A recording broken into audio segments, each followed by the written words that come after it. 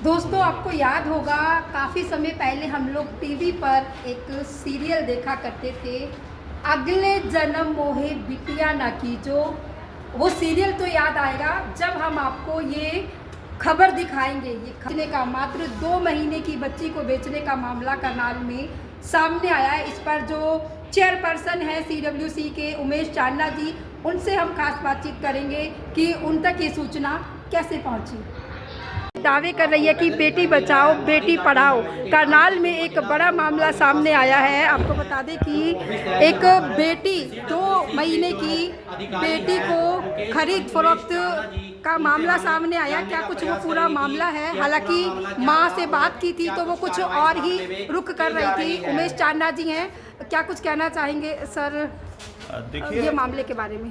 मैंने 19 तारीख को एक पत्रकार साथी विकास सुखीजा जी का मुझे फ़ोन आया कि ऐसे ऐसे एक महिला धोखाधड़ी का शिकार हुई है और वो मदद मांग रही है। जब मैं वहाँ पहुँचा तो मुझे उस महिला ने बताया कि मेरे को उन्होंने कुछ पैसे भी दिए थे, मैंने पैसे गिन के और फिर उसके बाद फेंक दिए।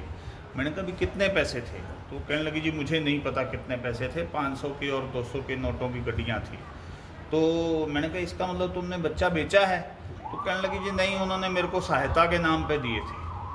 तो हम लोग तुरंत प्रभाव से रामनगर थाने में गए। रामनगर थाने में से पुलिस पार्टी का अरेंजमेंट होने पे हमने तुरंत उस घर में रेड की जहाँ से वो बिचौलिया थी। उस बिचौलिया ने ये बताया कि इनको 1 लाख रुपए दिए गए थे। तो मैंने उनसे पूछा कि आपने 1 लाख रुपए किस एवज में दिए थे? तो उसने कहा जी बच्चे की एवज में ही दिए थे। तो उसके बाद हमने जांच अधिकारी को कहा कि मामला दर्ज कीजिए और बच्ची को यहाँ बुलवाइए। कहाँ है वो बच्ची? तो पता लगा कि वो बच्ची तो ज्वाला जी भेजी जा चुकी है। तो उन्होंने अगले दिन का समय मुझसे लिया कि हम लोग 1 दिन में बच्चे को ले आएंगे। और अगले दिन 20 तारीख को वो लोग बच्चे को लेकर हमारे पास आए।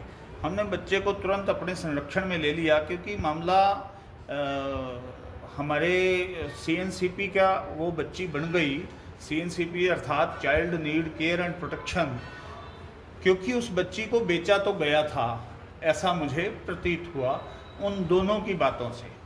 जो महिला ज्वाला जी से आई उसने ये बताया कि 1,70,000 रुपये हमने इनको पे किए थे। तो उसके बाद ही हम बच्चा लेके गए थे। लेकिन ये महिला इसी बात पे अडिग रही कि मैंने पैसे नहीं लिए और पैसे मैं यहीं फेंक कर चली गई। मैंने निश्चित रूप से पुलिस को कार्रवाई के निर्देश दिए हैं और SP करनाल को ये लिखा है कि आप इस विषय में कोई ना कोई विशेष जांच दल गठित करें ताकि इस विषय में सारी परतें उधड़ के सामने आ सकें। सर, माँ के भी कई आरोप हैं कि मेरी बच्ची को दौरा पड़ा था। कोई महिला भी का नाम सामने आ रहा है कि वो उसे इलाज के लिए किसी संस्था में ले गए। कई सारी महिलाओं का नाम इसमें सामने आ रहा है जी, इसीलिए मैंने विशेष जांच दल के लिए कहा है जी। तो सर बच्ची सुरक्षित है अभी? जी, बच्ची सुरक्षित है बाल संरक्षण केंद्र में। आपके पास सर कैसे सूचना आई थी इस बारे में? ये मैंने बताया, पत्रकार साथी जो हैं हमारे अपना विकास सुखीजा जी, उन्होंने मुझे फ़ोन किया। माँ बाप का भी ऊपर कुछ सर कार्रवाई होगी?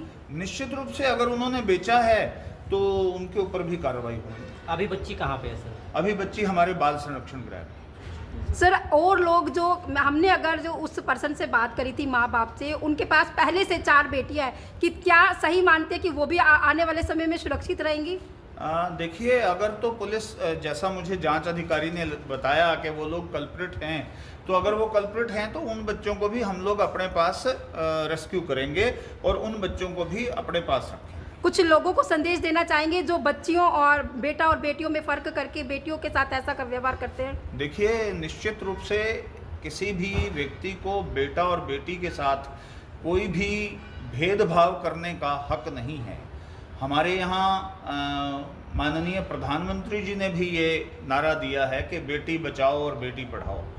लेकिन अभी तक हमारे लोगों में शायद जागरूकता का अभाव है, जिसकी वजह से ये बच्चा खरीदने और बेचने का मामला आया। अगर किसी को गोद में चाहिए कोई भी बच्चा तो वो सेंट्रल अडॉप्शन रिसोर्स एजेंसी हमारी नई दिल्ली में कार्यरत है। आप लोग अपने मोबाइल से भी सर्च करके उसमें अपना फॉर्म भर सकते हैं और बच्चा ले सकते हैं। उस प्रोसीजर में तो सर लंबा समय लग जाता है, लोगों को ये आसान तरीका लगता है कि इस निश्चित प्रोसीजर रूप से लंबा समय लगता है, लेकिन वो कानूनी रूप से बिल्कुल सही है और ये कानूनी रूप से बिल्कुल गलत है। जी अभी कार्रवाई की जा रही है। जी, पुलिस का काम है कार्रवाई करना, वो पुलिस कार्रवाई कर रही है। अभी तक वैसे किसी की गिरफ्तारी हुई है इसमें? मुझे इस विषय में नहीं पता, हम लोग बच्ची तक सीमित